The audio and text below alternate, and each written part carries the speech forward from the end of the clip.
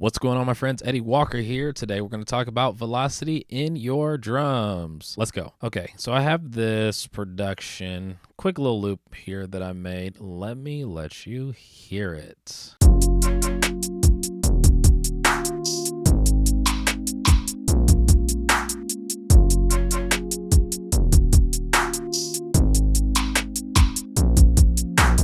Okay, pretty straightforward groove. But if we go into the drums, you'll notice that everything in here has the same velocity. A lot of times, if you have the same velocity in your drums, you're not going to have a lot of that emotion to it. It's going to feel robotic, it's going to feel underproduced. One of the ways that we can help bring some life to our drums is changing up some of the velocities. So I'm going to start with let's do this. Let's start with the hi-hat. So here's the hi-hats just by itself to kind of give you an idea. Quite lifeless. So if we were to go in here and let's think about how hi-hats sound. So it's usually maybe an emphasis, especially for doing, what is this? 16th notes. There's emphasis on the first note, and then all the subdivisions after that are kind of varied. Let's try changing up some of these velocities here. Okay, pretty straightforward groove. Instead of just redoing that, I'm just going to copy that. Robotics going to fill. So already I have a nice groove taking place that is much better than this.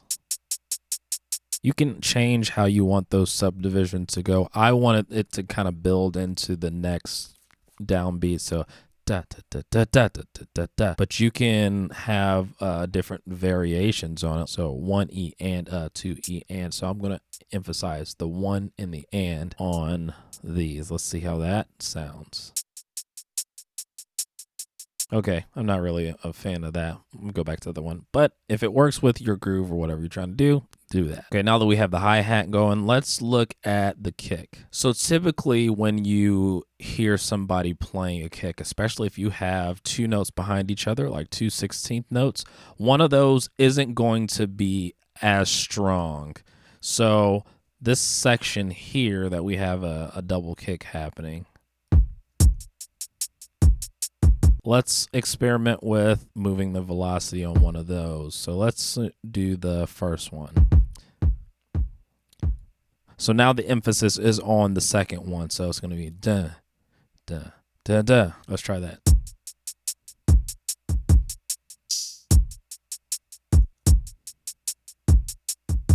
Let's try it the other way. Let's do this one being the lower one.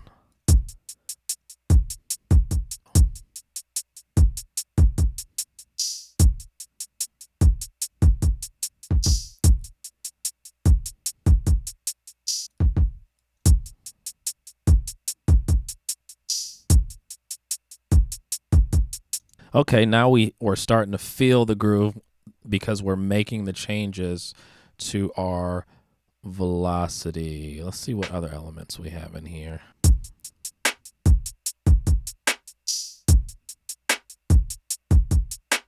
I'm going to keep the snare strong just because that is kind of helping us where the downbeats are. Rule of thumb, keep your strong downbeats for your kick and snare. I would keep those pretty constant.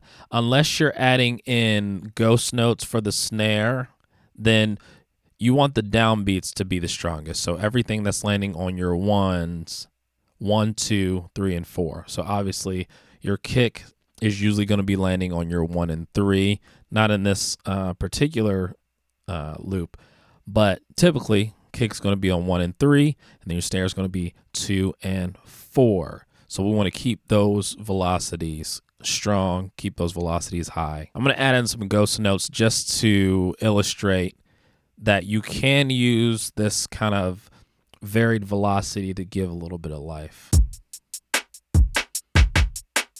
So again, these being at the same velocity, it sounds very static. It doesn't have any kind of groove to it, but we're going to make some adjustments here to these velocities. Maybe we take this one down.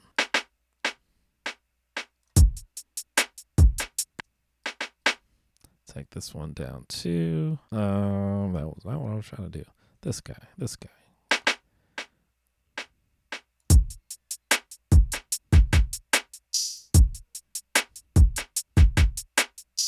So if you want to add ghost notes, that's going to be how you do it. You make the adjustments to your velocity for how it feels the best. Clap in here.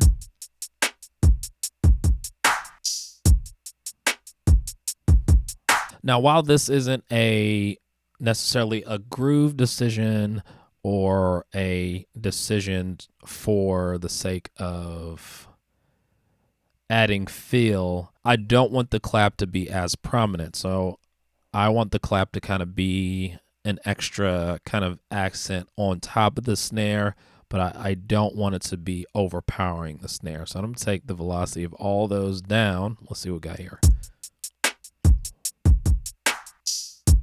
Take it down a little more. A little bit more. So that gives it a nice little extra touch on top of the snare for every other snare, just adding that clap on top. Let's see what other elements. Oh, let's look at this element here that we added towards the end of the loop here. Again, that static sound, you don't really have any kind of life to it. It's coming towards the end of the beat, so maybe I want to bring some sort of emphasis to the end of the beat. So instead of having this static velocity, let's do it to where it is kind of rising up here. So let's do it here. Uh-oh, not for those. Just these guys. All right, I'll do it one at a time. There we go.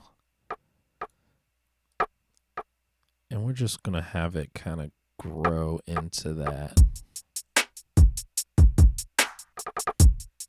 So that, very subtle, but it definitely gives a little more life. This percussion. Let's see what we got. Another one that we would bring down to just make it sit a little bit better with the rest of the beat. Almost want to emphasize the second one a little bit more. Yeah. Do the same exact thing to this guy right here. I think we were somewhere around here.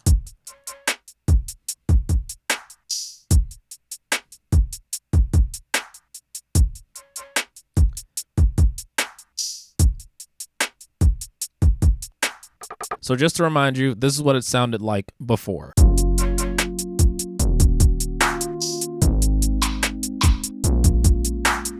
And here's what it sounds like after.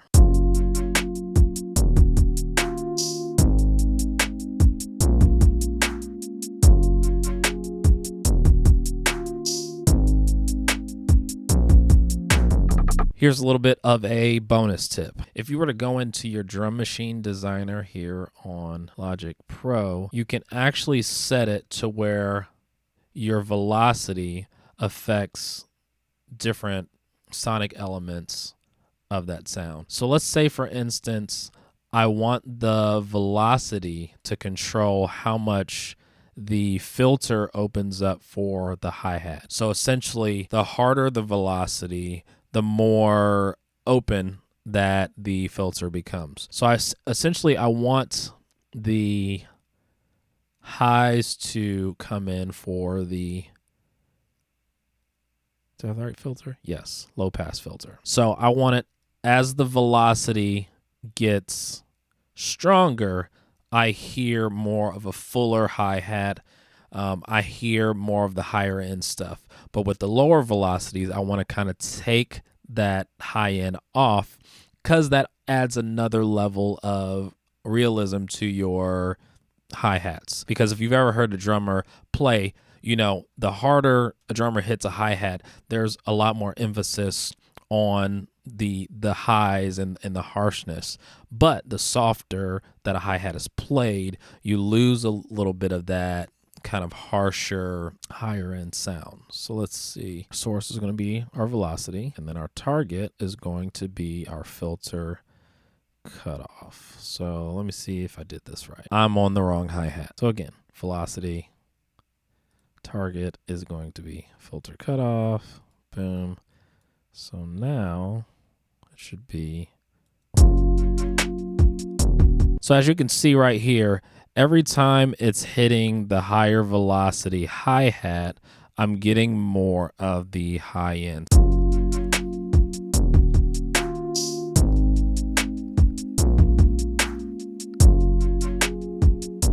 Something to just make them sound a little bit better, especially with hi-hats. You can do this with any of your instruments. We could do the same thing with the snare. This is probably my most kind of go-to tip for making my drums sound real, with the combination of velocity and using my cutoff filter to be basically automated by the velocity. All right, my friends, that's all from me today.